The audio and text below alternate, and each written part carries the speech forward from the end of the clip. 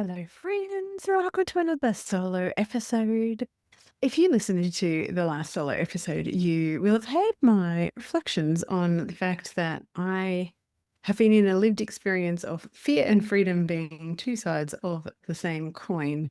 And I have this working theory that the more that we build capacity to feel the overwhelm or the fear or the doubt or whatever we have trying to run interference between us and changing our lives, then we also open up the potential to experience the opposite. So the more power we have been giving to fear, the more we can lean into it and build capacity to feel the reactions in our body and our emotional weather and still stay in the room, stay in the arena, maybe get a bit bruised, maybe a little bit dirty.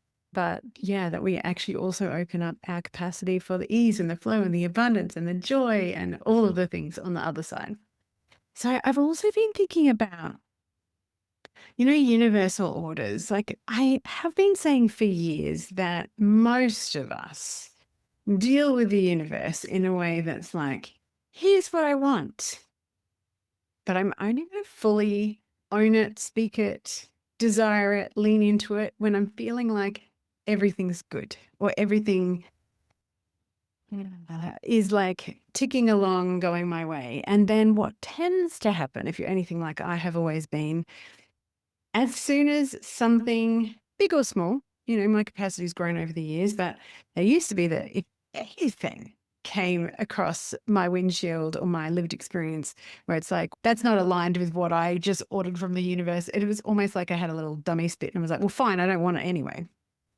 Or you're saying you want something, but you're actually not owning the fullness of your desires because there's like a set point of like, how good am I allowed for this to get? And I actually think that that is why my fear brain has been working overtime. I have this theory that because we are making this big leap going overseas and saying the most important things for us to be, do, have is adventure, new experiences, new cultures, that beautiful beginner's mind that happens, new situations, new scenarios. Before we decided we were going away, I had a moment where I said to my husband, I feel like I am in Groundhog Day. Like I feel like I'm making the same decisions, living the same sort of life. There's not much variety. And of course, for a neurosparkly brain, that's even more uncomfortable. I don't know. If you're also neurosparkly, I would love to hear your lived experience of how much you love change. Because I found myself, I think I've spoken about this in another episode. I found myself in a training the other day, and the trainer said, all human beings hate change. And I'm like, I do not hate change. I actually really love what happens in my brain when I have to figure things out or problem solve, but also when I'm seeing something I've never seen, like a beautiful river or experiencing a food I never have, or just getting on and off a train in a foreign country and having to kind of figure all of those things out. And I was like, is that a Kylie thing? Is it a neurosparkly thing? I would have to say that I think it is change that is not my choice and is like thrust upon me when I was going in this direction and then something happens and I'm going in that direction. Yeah, that makes me uncomfortable, but there's still a part of me that's like, oh, how do we respond here? So I wonder if that is, I don't know, is that like a personality quirk or is it an ADHD thing? I don't know. Anyway, in general, I love change. And so my brain has had so much to feast on, but I am also noticing that the more I say yes to freedom, yes to travel, yes to different cultures, yes to beginner's mind, yes to this lush satiation of the senses, the more loud the fear gets. And I feel like this is not something that's spoken about enough. When I'm saying capacity building, mostly I'm talking about it through the lens of being able to hold yourself steady when uncomfortable feelings come up. But as I've been moving through this last probably 18 months, I reckon my personal understanding has expanded because it's not just building capacity for the tricky things. I think for a lot of us, me included, actually the bigger flex or the bigger invitation is to build capacity for centering the things that you actually value and leaning into and owning the fullness of your desires. I remember at the beginning of this year too, I had this moment where I've been doing wealth consciousness work for a long, long time. That was something, a big, big pattern of mine. I talked about many times on this podcast about working hard to make money or only ever just having enough or that type of thing.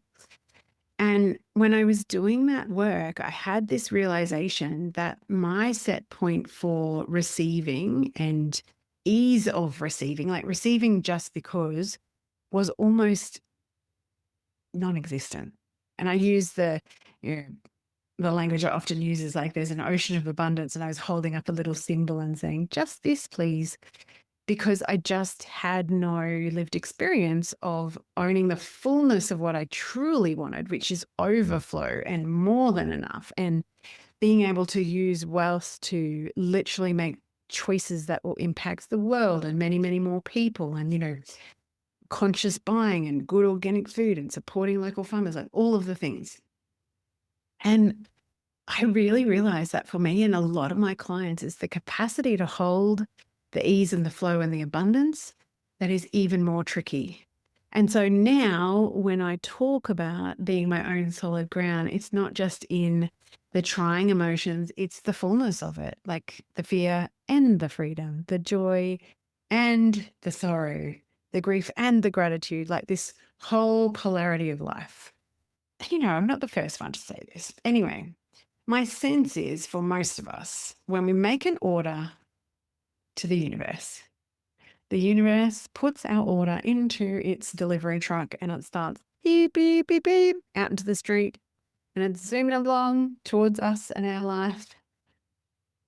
And we go, yes, I want this, I want this, I want this. It's not coming. Oh, fine. And the wanting or the desiring or the order changes to, oh, well, just bring me whatever you think. And, if you're at a restaurant and you really wanted the thing that comes to my mind, we haven't had a barbecue for ages. So as soon as I said that, I'm like, I will have organic, grass-fed beef. Sorry for my vegetarian and vegan friends. Beef, medium well, with my own homemade mushroom sauce and a heap of broccoli and asparagus with maybe a little bit of herb butter or something, but not over it because I don't like too much. I'd like to just dip it. That's my order, right? Really, really clear, really explicit. That's exactly what I want. But most of us go, just bring me whatever you think. I don't know. I saw a really cool meme about this on Instagram. If I can find it, I'll put it in the show notes. And this chick's like, I want this, and she keeps on getting the wrong order. And yeah, it's about holding the pose or holding the identity of being a woman who can receive what she's saying she wants before it turns up in her reality. And I think that's what I'm most like the key takeaway from this kind of, I don't know, feeling it through of mine is that identity shifting is the part that allows us to move from someone who wants the thing but can't imagine having the thing, and is definitely not the identity of a woman who actually receives the thing, unless it's to do with sacrifice or working hard or whatever, to the identity and the thoughts and the feelings and the habits and the behaviors and all of those things of a woman who can receive that. And for me, that has been the missing piece on so many of the big, patterns that I've been working for years. It's like, oh my God, why did you do this again? Like, I'm a bit bloody over it. But this is the thing. It keeps coming around and around and around until we have the capacity to hold it. And I am so present to the fact that up until now, I don't think I would have had the capacity to really hold my ground as someone who can say, I'm leaving the country for 12 months. at least, and I'm traveling the world and I'm having a big adventure. And so I haven't been. And that's the piece. It's like you're not a woman who can do these things or receive these things or have these things or desire these things and speak them out loud until you decide you are. And so there's so many of us that believe the bullshit that it's about the surface stuff, like the to-do list or the strategy or hiring the right mentor or doing the right morning routine or journaling for 15 minutes and meditating for 15 minutes and having a green juice and blah, blah, blah, like fill in the bullshit here. Where actually, I really truly believe it's from the inside out. And it's the inside out identity shifts that I open up the field of possibilities and the magnetism you have to be able to A, have the opportunity come to you, and B, to receive it and actually be like, of course, this is just my new normal, right? And so when I was talking about the fear or the close to panic attack in the last episode that I did, which was a solo, I really want to say that I think that the fear is triggered for me much more about centering joy, adventure, beginner's mind, the great unknown, than it is about holding myself through fear. Because actually, I'm pretty good at holding myself through fear. Like I wrote a book about making friends with fear back in 2015, I think, 15 or 16, whatever. This is not new work for me. But what is new work is actually identity shifting over time, because that's the other thing. Like internet would love us to believe that there is some magic energy medicine practice or meditation or whatever. And it's like this quick external fix. And I'm like, no. Identity shifts from the inside out and no one else can choose it for you. So I guess my question to you is, what do you truly, truly, truly value? And what do you truly, truly, truly desire? And then notice the gaps. Like something that actually made us really say yes to this entire wild idea that we had from one conversation that had nothing to do with travel. It was about, we met our financial planner and we were talking about selling our second block and blah, blah, blah. And then we talked to a real estate agent and then the real estate agent was talking about renting. And I'm like, hang on a minute, how much can we get for rent? All of that came from this weird collection of events that had nothing to do with travel. And I fully believe that that's because I finally was able to try and emphasize the identity of a woman who can have more joy, more ease, more flow, more ocean. Oh my God, take me to the ocean. Take me to the ocean.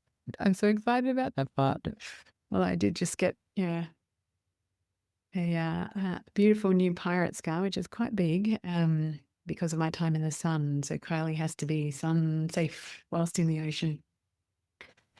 So what do you value? And something that helps kind of tip over the edge is, I talk a lot about freedom. I talk a lot about my values. I named this podcast Wild and Finally Fucking Free. And if I was being honest with myself, a lot of the Groundhog Day reality was still not all men that was free. It's not the habits, the behaviors, the thoughts, the feelings, the emotions, the decision. I was going to say decision matrix. That sounds very wanky and very corporate, but the decision filters were not one random fly even. Welcome to Australia. Yeah, they weren't aligned to freedom. So what are your values and where are you not in alignment? And then also my secondary question is, what do you actually desire? And like, how do you take a couple of steps towards that? Or how do you actually spot where your identity, your thoughts, your feelings, your habits, your behaviors, your beliefs are not matching that? Because no one else gets to decide. No one else can craft your life for you, especially not when it's an inside out job. So that's it from me. Identity shifting, values, desire. And yeah, give yourself permission to choose and desire and align to what is actually important to you. And also, I think other important thing is, would I have been ready to do this even 2 years ago or 3 years ago? No, because one of my highest values then was still being very, very present as a parent as my kids were first heading off into the world. So you get to shift and change and grow and evolve, and that means your values are going to change. Your desires will likely change. Where you want to be in the world will likely change. And so, just because my value system is freedom, adventure, and basically living in the ocean 24/7, if I could, I would live underwater. Yours might be completely different. You might be in a completely different phase of life where you are nesting and thinking about starting a family, or you've got, teenagers going through that really tricky, like full on few years at school where everything feels like it's just socially and emotionally and scholastically, like there's a lot of space that needs to be made and held and all that stuff. You might be in a completely different phase, and that's okay. The wild woman inside of you knows the answer to those two questions. What do you value? What do you desire? Where are the gaps? And it's time to lean in. It's time to lean in, friend. Bye-bye.